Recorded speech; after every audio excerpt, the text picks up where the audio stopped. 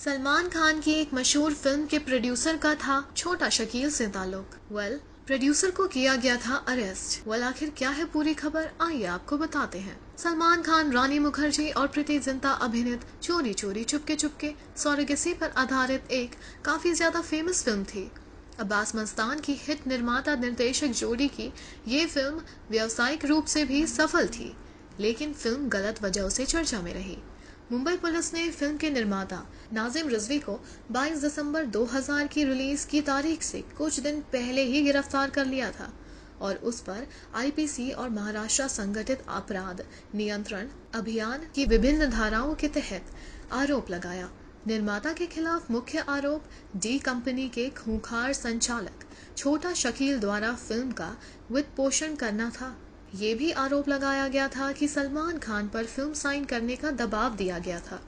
रिजवी की गिरफ्तारी के एक महीने बाद 8 जनवरी 2001 को फिल्म के फाइनेंसर सम्मानित हीरा व्यापारी भरत शाह को भी गिरफ्तार कर लिया गया। मुंबई पुलिस के पास रिजवी और शाह के बीच और निर्माता और छोटा शकील के बीच दोनों के खिलाफ अपने आरोपों का समर्थन करने के लिए घंटों टेप रिकॉर्डेड बातचीत थी। सीबीआई भी हरकत में आई।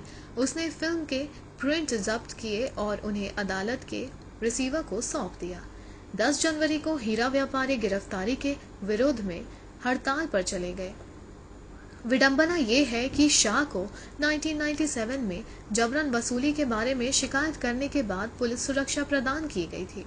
ये मामला शाहरुख खान, सलमान खान और संजय दत्त सहित फिल्मी हस्तियों की संख्या के कारण प्रसिद्ध हुआ और यहाँ तक कि राकेश रोशन मुकर गए थे और पुलिस के सामने दिए गए बयानों को वापस ले लिया। एकमात्र अपवाद प्रीति जिंटा थी।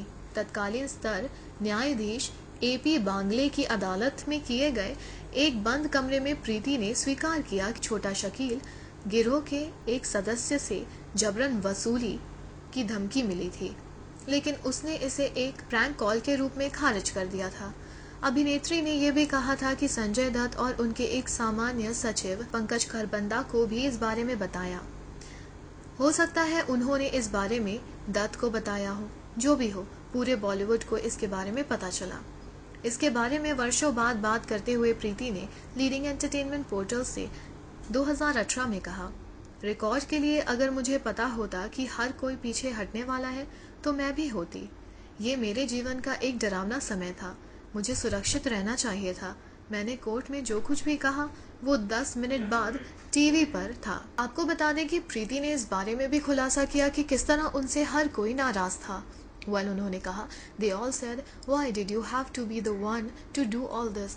But my way of thinking was different. I didn't have a family. I didn't have children.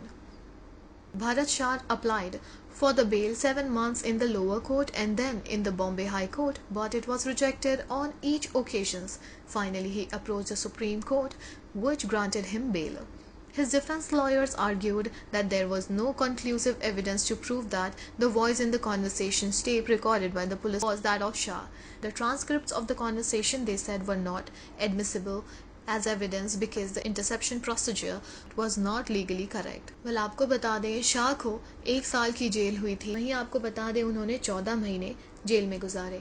Both Rizvi and his assistant Abdul Rahim Al-Habaksh Khan was sentenced to 6 years rigorous imprisonment. The judge also imposed a fine of 5 lakh each on Rizvi and Khan. The two had been found guilty under MCOCA of forging links with Chota Shakil in order to target film personalities for personal gains. The arrest and conviction of Bharat Shah proved how close and complicated Bollywood's relationship with the underworld was, and it sounded a warning bell to those in the movies business to clean up their act. The Bharat Shah conviction came at the same time as the arrest of gangster Abu Salim in Lisbon 2004 and his subsequent extradition 2004. It was curtains of Bollywood's cozy connections with gang lords and their henchmen. आपके क्या reactions हैं इस throwback story को लेकर? Do let us know in the comment section below. Also अपने पसंदीदा कलाकारों और सितारों से जुड़ी हर जानकारी और अपडेट पाने के लिए बने रहें टेली चक्कर के साथ।